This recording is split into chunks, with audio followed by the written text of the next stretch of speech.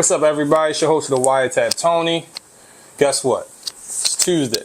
You already knew that. But today's a special day because why? Kendrick Lamar has responded. So let's spin that intro and let's get into it. 6 figures in, finally getting some wiggle room. Need more Lexus in the whip, in the house with some bigger rooms. Sex, religion, politics, so 3 things will get you canceled. It's the Wiretap, sweet with purpose, we don't. Alright, y'all, we back with another episode of the Wiretap. Actually, this week was supposed to be a break for me, but I had to talk about this response, man. I've been listening to it all day. I first found out about it today while I was in the gym. Shout out to my guy, Jamichael.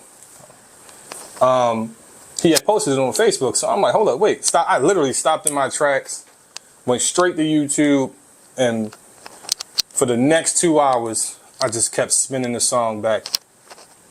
Now listen, after kind of digesting the song a little bit, and I've seen the back and forthness on what people believe this response to be, or what it's lacking, or whatever the case may be. For me, this sounds more like a message than a diss. Don't get me wrong, it has elements of dissing. But if you kind of read between the lines, I'm hearing a message there. And most songs, of course, always have a message. And, Kendrick is, considered one of our elite artistic people when it comes to lyricism, double entendres, the whole thing. But I've listened to Kendrick's music over the years, and there's one thing that I can confidently say that's been consistent with his music, is that he is willing and able to take things to a place that most people would probably not, right, within this rap game. I think as we've gotten older, us listeners of rap, we have come to a realization that a lot of the songs are somewhat fabricated to sell the music, right? Like the gangster shit. Like, some people don't be on that. They may talk about it, but they really not on that. But I feel like Kendrick, like I said, he has a consistency with letting people know, like, I will take it there. So I don't see this being no different. So let's start the verse. So the song starts off slow. Forgive me, I don't really know what the sample is off the top of my head right now. But it's like he's talking to him. So let's read these lyrics.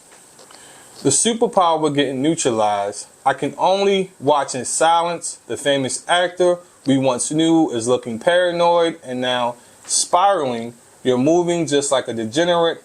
Every antic is feeling distasteful. I calculate you're not as calculated. I can even predict your angle, fabricating stories on the family front, because you heard Mr. Moral, a pathetic master manipulator. I can smell the tails on you now. You're not a rap artist, you're a scam artist with the hopes of being accepted. Tommy Hilfiger stood out, but FUBU never had been your collection. I make music that electrify 'em. You make music that pacify 'em. I could double down on that line, but spare you this time. That's random acts of kindness. Know you a master manipulator and habitual liar too, but don't tell no lie about me, and I won't tell truths about you. Now that's paying homage to the Heart Part 4.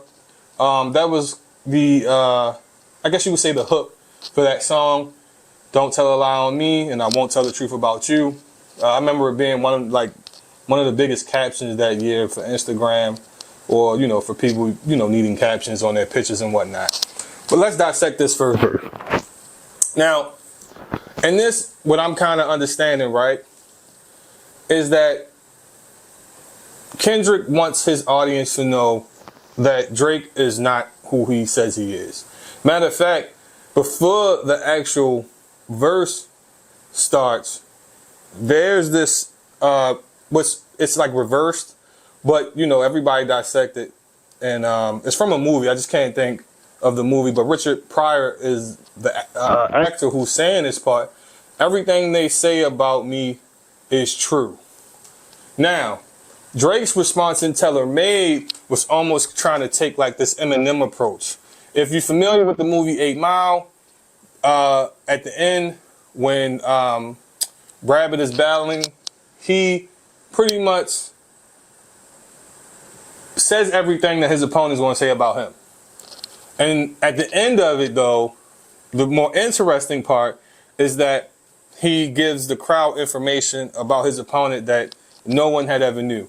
And we're talking about a time where you kind of had to, whatever you was portraying, you had to really live by it. If people found out you weren't who you said you were at this point in time back in the day, it was almost like a career ender for you. You know, like getting your chain snatched, things of that nature. It almost pretty much ended your career. Now, like I said, Kendrick wants the audience to know that he believes that Drake is a manipulator and a liar.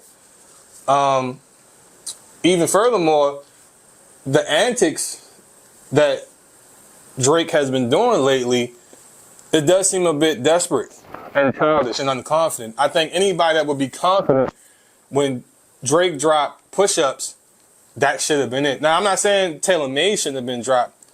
I can respect that, the back-to-back and the diss records.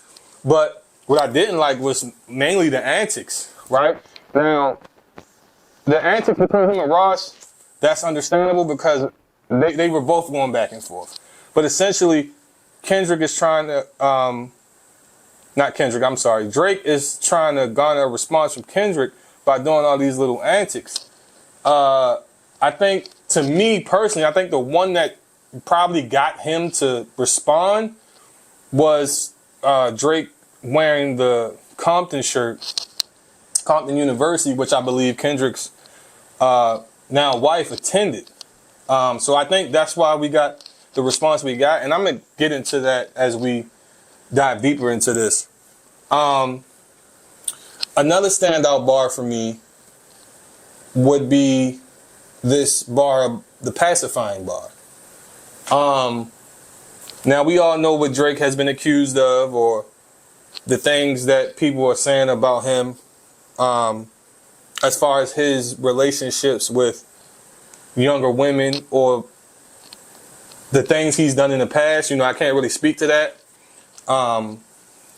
You know, and nothing's really essentially come out, but there has been a history or awkwardness with him and younger women, but nothing has ever been anything cross maybe something that looked funny. He's, like I said, he's not being accused of nothing. There's nothing being said outside of the rumors, or nothing that has come to light outside of the rumors. A few videos here and there, again, that was kind of weird. And I think a payout. Now, I don't know what really happened with that. I would have to look into that. But I'm going to get into that as we go through these bars. So the next verse, Kendrick comes and says, yeah, I'm out the way. Yeah, I'm low. Okay. Yeah, the island right here is remote. Okay. I ain't thinking about no reaper. I'm reaping what I sow. Okay. Got a Benjamin and a Jackson all in my house like I'm Joe. Okay. Hellcat made his homeboys and them type sell they soul. Okay. Everybody want to be a demon till they get chipped by your throwaway. And I might do a show a day. Once a lame, always a lame. Oh, you thought the money, the power, or fame would make you go away? Have you ever played? Have you ever? Okay, let's play. Have you ever walked your enemy down with a poker face? Have you ever paid 500,000 like to an open case? Well, I have, and I failed at both, but I came out straight. I hate when I rap or talk about guns, then somebody die. I hate when I rap or talk about guns and somebody die. They turn into nuns, then hop online like pray for my city. He faking for likes and digital hugs. His daddy a killer, he wanna be junior. They must forgot the shit that they done. Dementia must run in his family, but let's get shaky. I park his son. The very first time I shot me a Drake, the homie had told me to aim it this way. I didn't point down enough. Today, I'll show you I learned from those mistakes. Somebody had told me that you got a ring. On God, I'm ready to double the wage. I'd rather do that than let a Canadian make Pac turn in his grave. Cutthroat business, you got shit twisted. What is it, the braids? I hurt your feelings. You don't want to work with me no more, okay? It's 3 ghosts left. I seen 2 of them kissing and hugging on stage. I love them to death. In the 8 bars, I'll explain. The phrase, huh, is nobody can tell me, huh? I don't want to talk on no celly, huh? You know I got language barriers, huh? It's no accent. You can sell them, huh? Yeah, Cole and Aubrey know I'm a selfish N-word. The crown is heavy, huh? I pray they my real friends. If not, I'm YNW Melly. I don't like you popping shit at Pharrell. For him, I inherit the beef. Yeah, fuck all the pushing P. Let me see you push a T. It's a lot to look. I kind of wanted to read through this whole thing, but I'm gonna get to my favorite parts of this whole diss record. In this next verse, I think what's even more like funnier about the whole situation, not funnier, but I think Kendrick is really having fun with this. There's a line in here, have you ever paid $500,000 like an open case? Now, for me, I thought Kendrick was alluding to the fact that he may have helped some friends out or a homie out who probably took things to trial and lost. Or he could have been speaking to the situation Drake had when he had a payout because he was accused of some type of sexual assault. I don't know who, so I can't really speak to that, but to me, I took that line for something else. I mean, I know Twitter nerds dissected that and tried to turn it into, a double entendre, which it could have been. But for me, I took that as him saying, I'm out here doing what I'm supposed to do as a grown man. I'm helping my people. I'm doing what I'm supposed to do. I'm not worried about what you got going on. Rap, yes, did it give me an avenue, but it led me to other ventures in my life that I'm more concerned with versus rap. Kendrick probably enjoys making music, but he wants to live a life just outside of music. I don't think he wants to just simply be known for music. What's another part in this verse that I really the walk him down poker face? I'm not sure if Kendrick's alluding to the fact that he may have had to walk him down before. That's always been a rumor out there. They say he may have caught a body. Don't know. That's alleged. What was another part in here that I enjoyed? Oh, the Pusha T comment.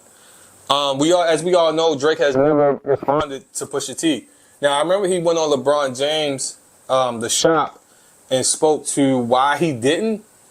But I mean, for me, I call bullshit on that. So I really don't know who should have responded. I don't care how aggressive or whatever the case may be that you had to get.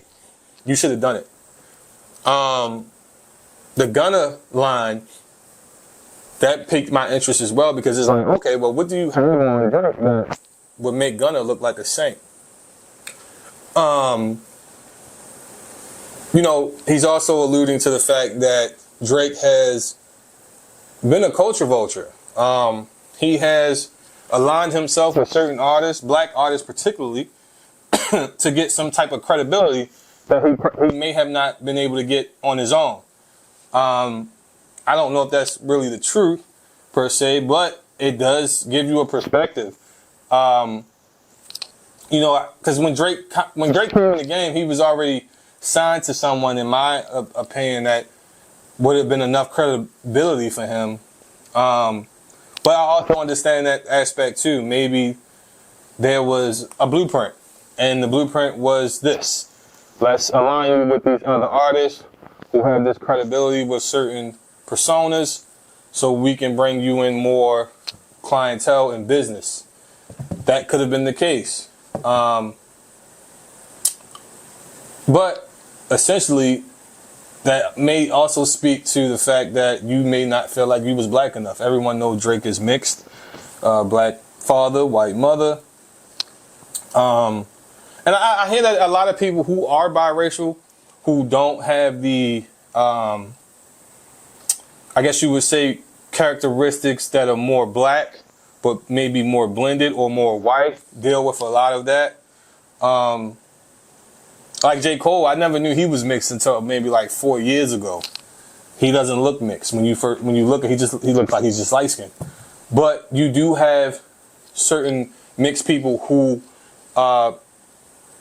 you can just like kind of tell off bat, or they have I'm trying to be politically correct here. They just have they don't have the features of the black parent. They have more of the white parent features, and you, like I said, you can kind of just tell off that. But that's what Kendrick's trying to, allude to, that the fact that Drake have dealt with those issues, and he's trying to prove his, his hardness, pause, with aligning himself with certain rappers.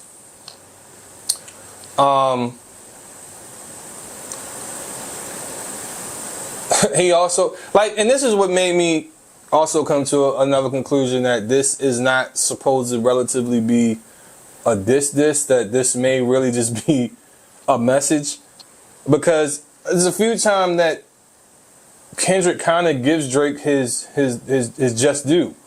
Like this line here: I like Drake with the melodies, I don't like Drake when he act tough. So that's acknowledging the fact that Drake is artistically talented, yet when he takes an avenue of this tough guy act, it's not real. It's not a real persona, which most people can come to the conclusion to on their own because of where Drake kind of comes from. Myself, I grew up watching Degrassi. It was very difficult for me to come around to Drake being a rapper. I was fortunate enough to have cable as a kid, so I was able to see, certain things. I still lived in certain neighborhoods, but just fortunately I was able to have cable. We all, if your parents had a hookup, they just had a hookup. But,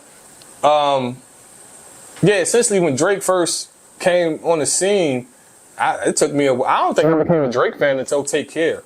And that was because I was on a road trip, and this is when we still had CDs, and that's what we was listening to.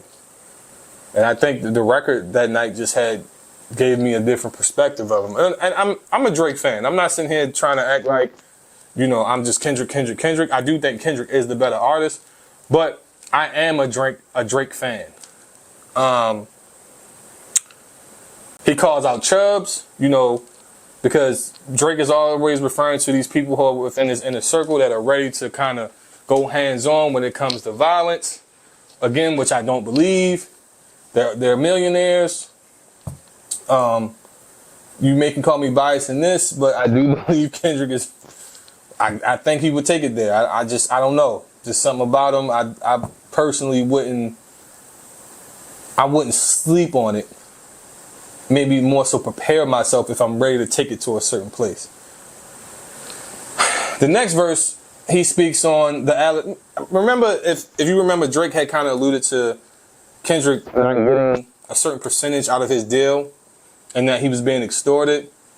Kendrick speaks on that, about how as soon as you jump off that plane, we gonna extort you. And everybody know LA is this weird place that rappers have to check in. I don't know how true it is, because I know Schoolboy on Drink Champs spoke about this, but again, rappers feel like they have to check in. I know certain people have said that when they've landed, certain people knew that they were in the city of Los Angeles. How they know, they don't know, but who knows?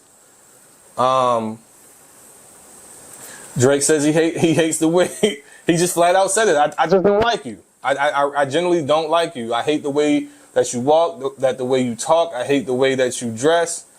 The whole nine. Kendrick is letting Drake know, like, bro, I really don't like you. I really don't. This Sexy Red line was even crazy.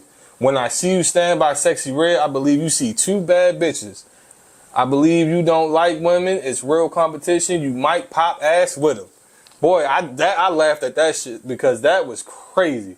That was a crazy bar. I laughed at that. That one had me chuckling because there's been this, again, trends change. I think, we're a much more accepting society, but there have been these things where like men are kind of stepping into I don't want to say feminine, but like it's just like a weird space.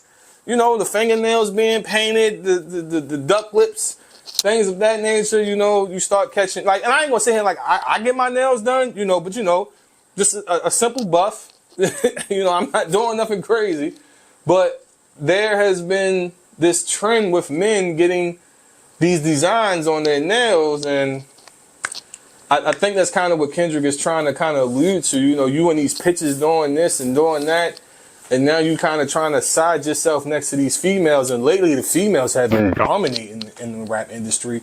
So it's only, I guess, strategic in a sense for someone like Drake to align himself with people like that, but maybe he does see them as competition. So then he speaks on him being, again, another reference to liking one of Drake's songs. But let's keep it on wax. Drake allegedly tried to do a cease and desist on like that, which again I would say that is crazy. That's some hoe ass shit. I'm just gonna say it. Like that would be some hoe ass shit. You sending a cease and desist order because we I dissed you on this song or however you wanted to take it. Pause. But like Drake should have just did what he ultimately did, was just respond. What are you sending a cease and desist order for? Unless that wasn't in his control. I don't know if that's really coming from him or if it's coming from his his camp. Someone within his camp may have done that, but 9 times out of 10 it probably was from him. I don't doubt that, not 1 minute. I was about to say this earlier. He speaks to his fatherhood and how he is probably not in his son's life, teaching him morals and all this other stuff. This was another good line. Am I battling ghosts or AI? And niggas feeling like Joel Osteen, who played in The Sixth Sense, in another movie called AI.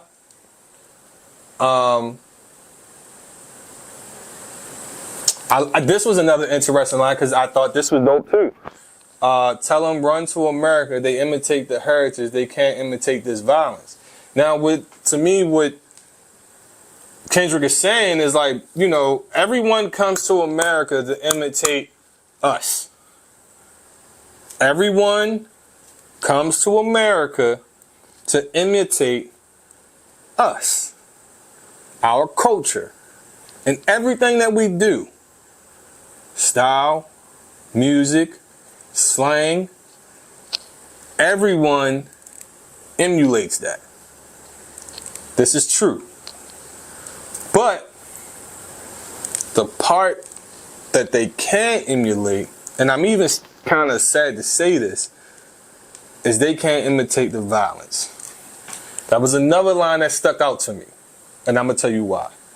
Because later in the song, Kendrick brings up his family. Not necessarily his family like in detail, but mentioning his family. Now, earlier in this diss, Kendrick had said, let's keep it rap. Because if you take it there, I'm going to take it past that.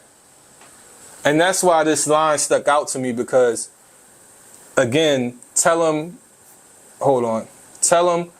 run to America. They imitate heritage. They can't imitate this violence.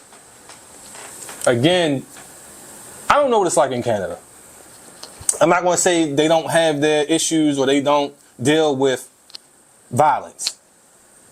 But compared to Compton, you know, I live on the East Coast, and I've been hearing about Compton since I was probably like 6 years old, right? With certain movies, you know, you got Boys in the Hood, stuff like that. You know, you always hear these references, Compton, Compton, Compton. And as I've gotten older, of course, you learn about things. Like, I remember when gangs came here, right? That was influenced by somewhat of Chicago, mostly LA, right? Because we had Bloods and Crips. Kendrick grew up in a primarily Blood neighborhood. The amount of violence that man has probably seen compared to what Drake grew up in, it's unmatched. Again, keep it here in music. Don't come talking about my family. And I understand that with Kendrick. Kendrick has done a great job at being able to keep his privacy and his business to himself. I don't mention anything about your family. And that verse, he doesn't mention anything about, you know, Drake's personal family. He's talking about music shit. But then here you come, bringing my wife into this. Then you got all these antics, right? As much, and then you go as far as wearing a t-shirt that my wife, wearing a college t-shirt, wearing a college t-shirt, right? Knowing that my wife went to this school. What are you trying to insinuate? Where are you trying to take this? Because to me, this is music. We're standing in the realm of music. Why are you bringing my wife into this? And at that point, okay, you're going to get my response. I'm going to respond. But in this response, I'm going to have a message for you. And if you listen to the song, throughout the whole song, Kendrick is letting Drake know, listen, bro, we can do this music shit back and forth. We can do this. But if you bring my family into this, it's a whole different ball game. I'm gonna make it very uncomfortable for you to come out here. Which I believe Kendrick can do. Because LA has, you know, they have love for Kendrick. But that's my thoughts. What do y'all think? Again, don't forget to like, subscribe, share, comment, the whole nine. Do y'all think Kendrick's diss was better than Push-Ups or Tailor Made? I do. Again, is it really a diss or is it more of a message? That's how I look at it. Like I said, I listened to the song pretty much throughout the whole entire day. And in my mind, this is a message. Let's keep it rap. Don't cross no lines. We all good. All right, y'all. We'll be back next week. I got some things to talk about. Like I said, this is supposed to be a break for me. But, you know, I popped out. Be back next week. 6 figures in, finally getting some wiggle room. Need more Lexmies in the whip, in the house with some bigger rooms. Sex, religion, politics, so 3 things will get you canceled. It's the wild tap, sweep with purpose, we don't